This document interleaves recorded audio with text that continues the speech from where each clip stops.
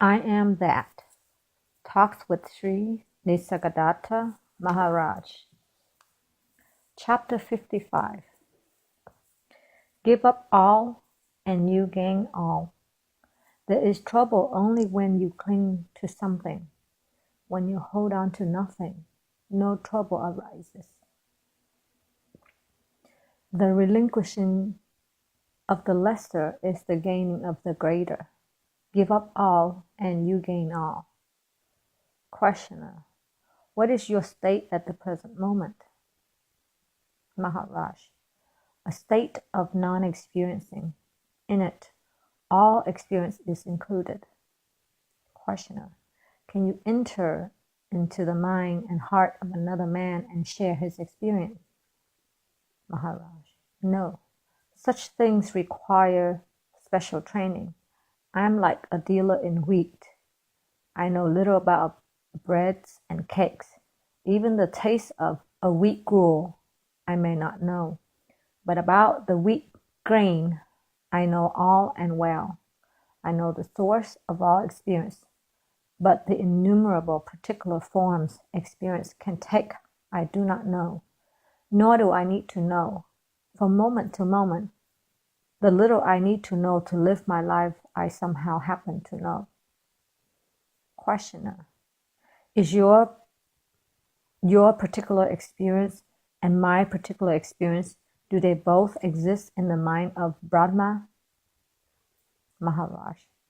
The universal is not aware of the particular. The experience as a person is a personal matter. A person exists in time and space, has name and shape, beginning and end. The universal includes all persons, and the absolute is at the root of and beyond all. Questioner. I'm not concerned with the totality. My personal consciousness and your personal consciousness, what is the link between the two? Maharaj. Between two dreamers, what can be the link? Questioner. They may dream of each other. Maharaj. That is what people are doing. Everyone imagines others and seeks a link between them. The seeker is in the link. There is none other. Questioner. Surely there must be something in common between the many points of consciousness we are. Maharaj. Where are the many points in your mind? You insist that your world is independent of your mind. How can it be? Your desire to know other people's minds is due to your not knowing your own mind. First know your own mind, and you will find that the question of other minds does not arise at all, for there are no other people. You are the common factor, the only link between the minds. Being is consciousness. I am applies to all. Questioner. The supreme reality, Para Brahman, may be present in all of us, but of what use is it to us? Maharaj. You are like a man who says, I need a place where I may keep my things, but of what use is space to me? Or, I need milk, tea, coffee, or soda, but for water I have no use. Don't you see that the supreme reality is what makes everything possible? But if you ask of what use is it to you, I must answer, none. In matters of daily life, the knower of the real has no advantage.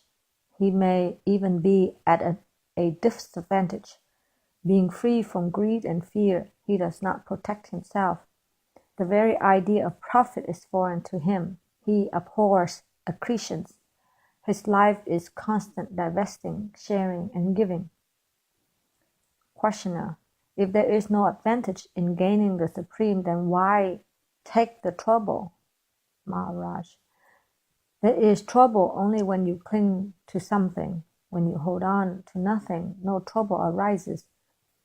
The relinquishing of the lesser is the gaining of the greater. Give up all and you gain all. Then life becomes what it was meant to be. pure radiation from an inexhaustible source. In that light, the world appears dimly like a dream.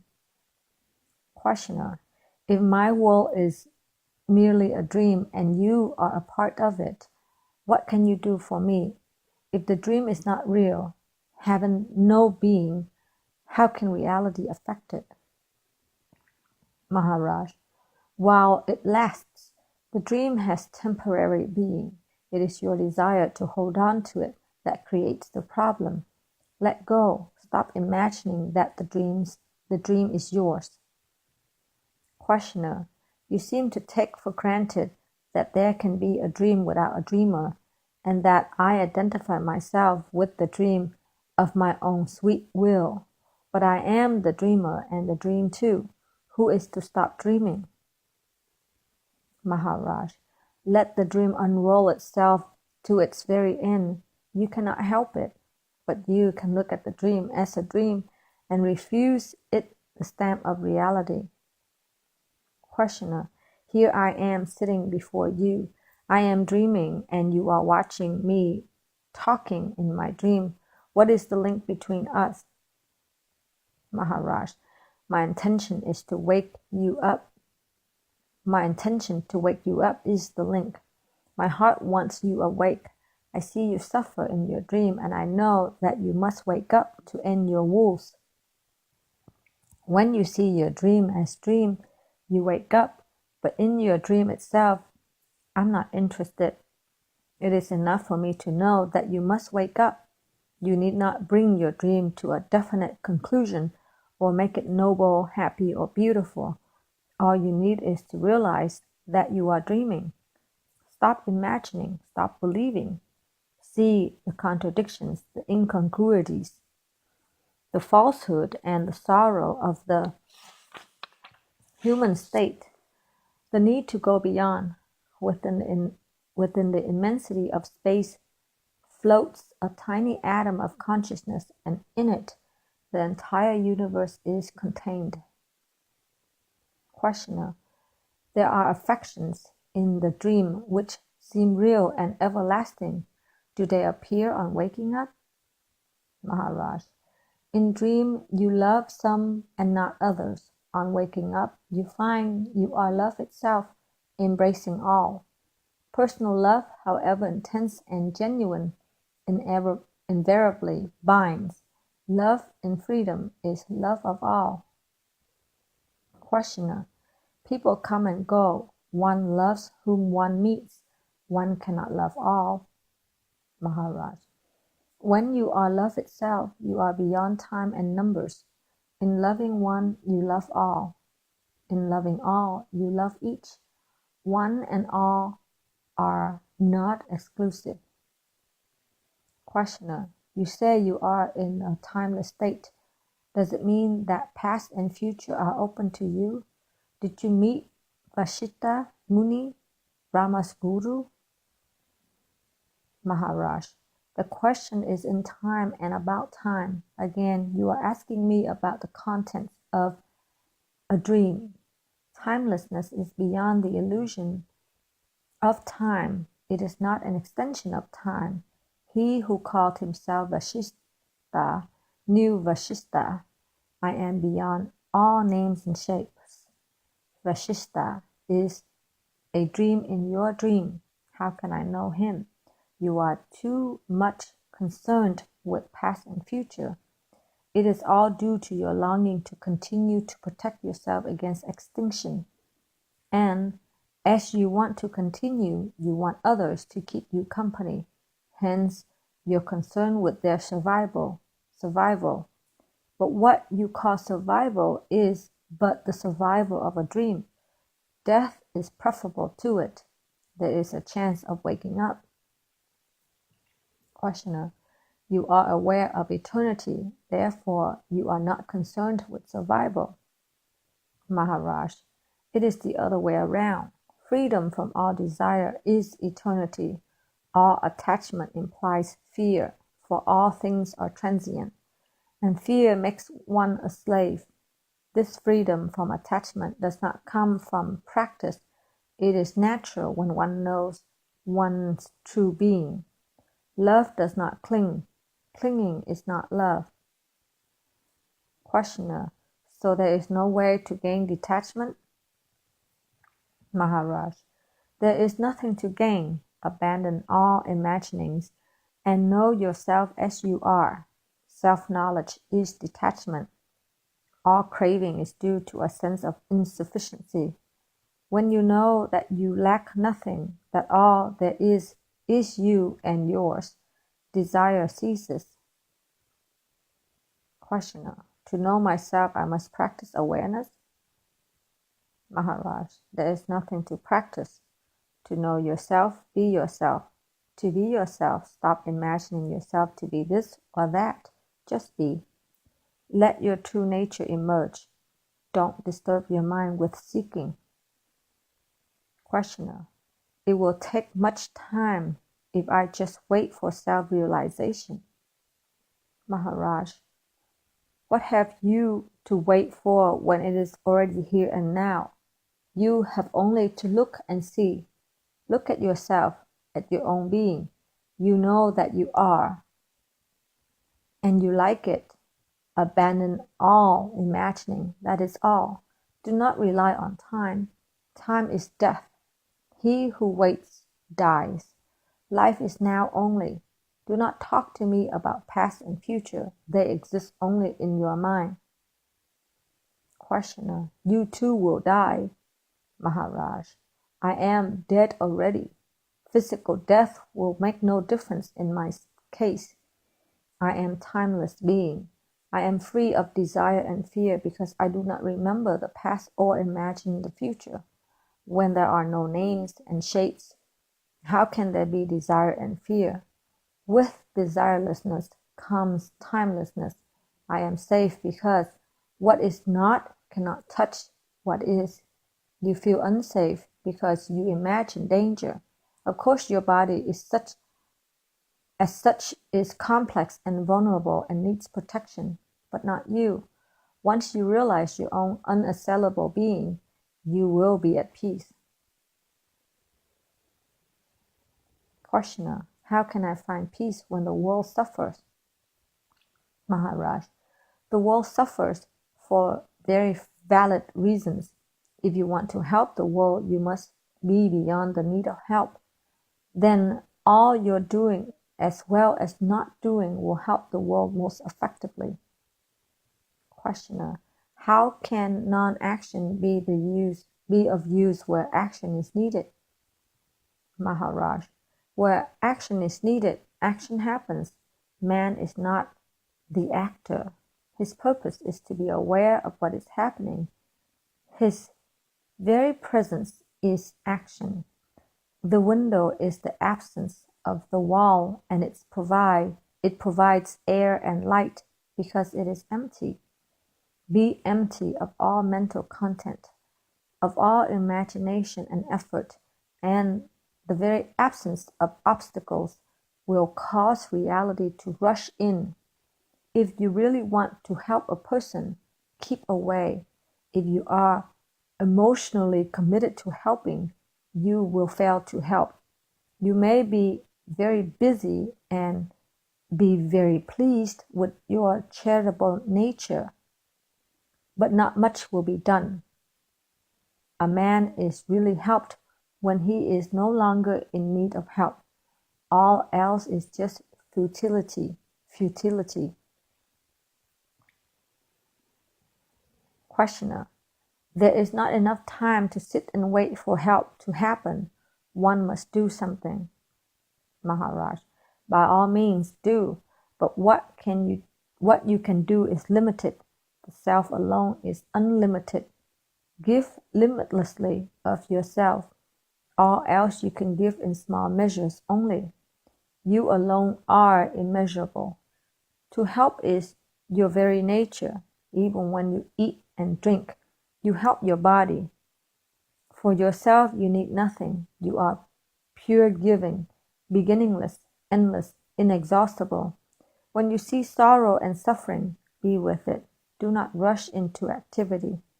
Neither learning nor action can really help. Be with sorrow and lay bare its roots. Helping to understand is real help. Questioner, my death is nearing. Maharaj, your body is short of time, not you. Time and space are in the mind only. You are not bound. Just understand yourself.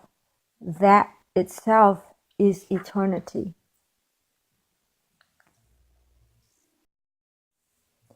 I am that. Talks with Sri Nisargadatta Maharaj. Chapter 56. Consciousness arising, world arises. Consciousness arising, the world arises. When you consider the wisdom and the beauty of the world, you call it God. Know the source of it all, which is in yourself, and you will find all your questions answered. Questioner. When an ordinary man dies, what happens to him? Maharaj. It happens according to his belief. As life before death is but imagination, so is life after. The dream continues. Questioner. And what about the jnani? Maharaj. The jnani does not die because he was never born. Questioner. But he appears so to others. Maharaj. But not to himself. In himself he is free of things, physical and mental. Questioner. Still, you must know the state of the man who died, at least from your own past lives. Maharaj. Until I met my Guru, I knew so many things. Now I know nothing, for all knowledge is in dream only and not valid. I know myself, and I find no life or death in me, only pure being, not being this or that, but just being. But the moment the mind, drawing on its stock of memories, begins to imagine, it fills the space with objects and time with events. As I do not know even this birth, how can I know past births? It is the mind that itself in movement sees everything moving and having created time, worries about the past and future. All the universe is cradled in consciousness, Mahatattva, which arises where there is perfect order and harmony, Mahasattva. As all waves are in the ocean, so are all things physical and mental in awareness. Hence, awareness itself is all important, not the content of it. Deepen and broaden your awareness of yourself and all the blessings will flow. You need not seek anything. All will come to you most naturally and effortlessly. The five senses and the four functions of the mind, memory, thought, understanding, and selfhood, the five elements, earth, water, fire, air, and ether, are two aspects of creation, matter and spirit. All are contained in awareness. Questioner. Yet you must believe in having lived before. Maharaj. The scriptures say so, but I know nothing of it. I know myself as I am. As I appeared or will appear is not within my experience. It is not that I do not remember. In fact, there is nothing to remember. Reincarnation implies a reincarnating self. There is no such thing. The bundle of memories and hopes I called the I, imagines itself existing, everlasting, and creates time to accommodate its false eternity. To be, I need no past or future. All experience is born of imagination. I do not imagine, so no birth or death happens to me. Only those who think themselves born can think themselves reborn. You are accusing me of having been born. I plead not guilty. All exists in awareness, and awareness neither dies nor is reborn. It is the changeless reality itself. All the universe of experience is born with the body and dies with the body. It has its beginning and end in awareness, but awareness knows no beginning or end. If you think it out carefully and brood over it for over a long time, you will come to see the light of awareness in all its clarity, and the world will fade out of your vision. It is like looking at a burning incense stick. You see the stick and the smoke first. When you notice the fiery point, you realize that it has the power to consume mountains of sticks and fill the universe with smoke. Timelessly, the self actualizes itself without exhausting its infinite possibilities. In the incense stick simile, the stick is the body and the smoke is the mind. As long as the mind is busy with its contortions, it does not perceive its own source. The Guru comes and turns your attention to the spark within. By its very nature, the mind is outwardly turned.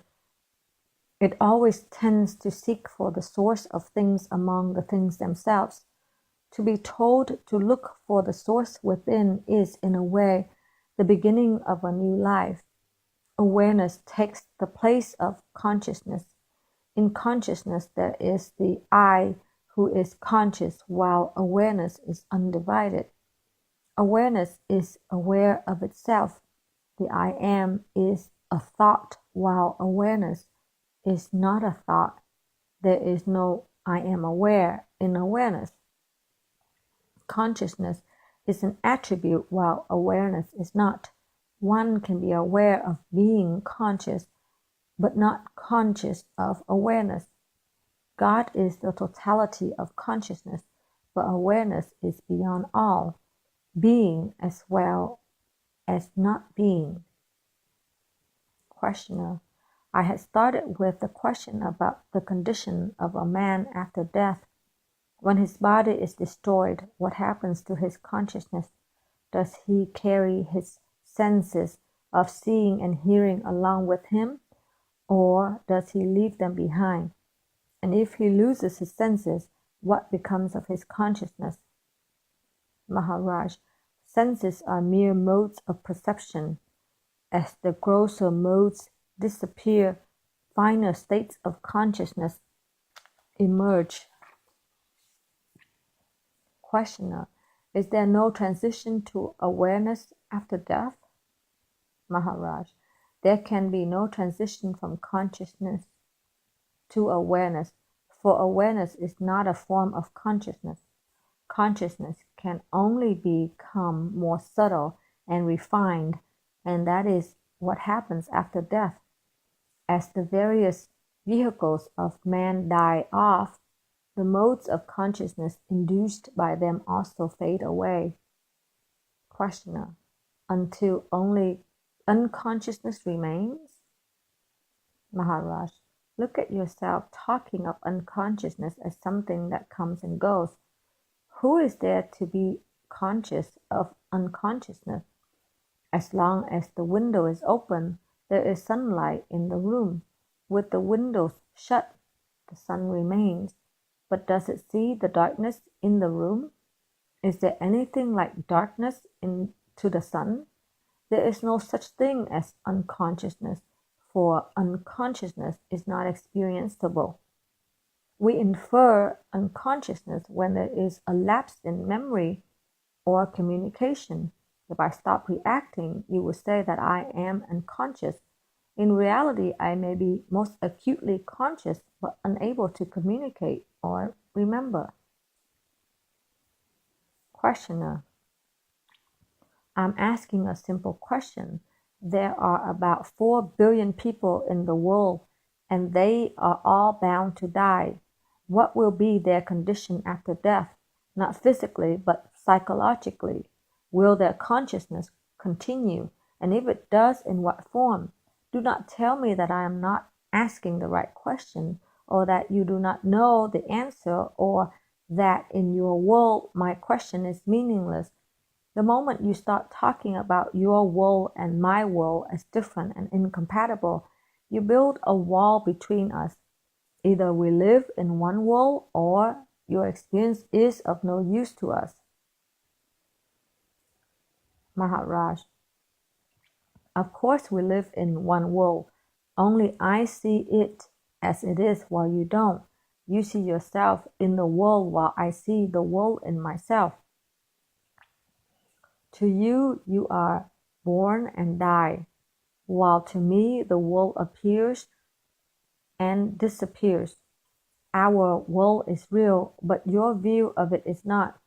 There is no wall between us except the one built by you. There is nothing wrong with the senses. It is your imagination that misleads you. It covers up the world as it is with what you imagine it to be, something existing independently of you and yet closely following your inherited or acquired patterns. There is a deep contradiction in your attitude which you do not see and which is the cause of sorrow. You cling to the idea that you were born into a world of pain and sorrow. I know that the world is a child of love, having its beginning, growth, and fulfillment in love, but I am even beyond love. Questioner, if you have created the world out of love, why is it so full of pain? Maharaj, you are right from the body's point of view, but you are not the body. You are the immensity and infinity of consciousness. Don't assume what is not true and you will see things as I see them. Pain and pleasure, good and bad, right and wrong, these are relative terms and must not be taken absolutely. They are limited and temporary. Questioner, in the Buddhist tradition, it is stated that a nirvani, an enlightened Buddha, has the freedom of the universe. He can know and experience for himself all that exists. He can command, interfere with nature, with the chain of causation, change the sequence of events, even undo the past. The world is still with him, but he is free in it. Maharaj, what you describe is God, of course. Where there is a universe, there will also be its counterpart, which is God, but I am beyond both. There was a kingdom in search of a king. They found the right man and made him king. In no way he had changed. He was merely given the title, the rights and the duties of a king. His nature was not affected, only his actions. Similarly with the enlightened man, the content of his consciousness undergoes a radical transformation, but he is not misled. He knows the changeless. Questioner, the changeless cannot be conscious. Consciousness is always of change. The changeless leaves no trace in consciousness. Maharaj, yes and no. The paper is not the writing, yet it carries the writing. The ink is not the message, nor is the reader's mind the message, but they all make the message possible. Questioner, does consciousness come down from reality, or is it an attribute of matter? Maharaj, consciousness as such is the subtle counterpart of matter, just as inertia, tamas, and energy, rajas, are attributes of matter, so does harmony, sattva, manifest itself as consciousness. You may consider it in a way as a form of very subtle energy. Wherever matter organizes itself into a stable organism, consciousness appears spontaneously. With the destruction of the organism, consciousness disappears. Questioner: then what survives? Maharaj: that of which matter and consciousness are but aspects, which is neither born nor dies. Questioner: if it is beyond matter and consciousness, how can it be experienced? Maharaj: it can be known by its effect on both. Look for it in beauty and in bliss, but you will understand neither body nor consciousness unless you go beyond. Questioner: please tell us squarely, are you conscious or unconscious? Maharaj: the enlightened jnani is neither, but in his enlightenment, jhana, all is contained. Awareness contains every experience, but he who is aware is beyond every experience. He is beyond awareness itself. Questioner: there is the background of experience, call it matter. There is the experiencer, call it mind. What makes the bridge between the two? Maharaj: the very gap between is the bridge. That which at one end looks like matter and at the other as mind is in itself the bridge. Don't separate reality into mind and body, and there will be no need of bridges. Consciousness arising, the world arises. When you consider the wisdom and the beauty of the world, you call it God. Know the source of it all, which is in yourself, and you will find all your questions answered.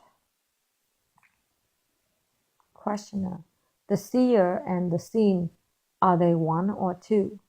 Maharaj: there is only one seeing. Both the seer and the seen are contained in it. Don't create differences where there are none. Questioner: I began with a question about the man who died. You said that his experiences will shape themselves according to his expectations and beliefs. Maharaj: before you were born, you expected to live according to a plan which you yourself had laid down. Your own will was the backbone of your destiny. Questioner: surely karma interfered. Maharaj: karma shapes the circumstances. The attitudes are your own. Ultimately, your character shapes your life, and you alone can shape your character. Questioner: how does one shape one's character? Maharaj: by seeing it as it is and being sincerely sorry. This integral seeing, feeling can work miracles. It is like casting a bronze image. Metal alone or fire alone will not do, nor will the mold be of any use. You have to melt down the metal in the heat of the fire and cast it in the mold.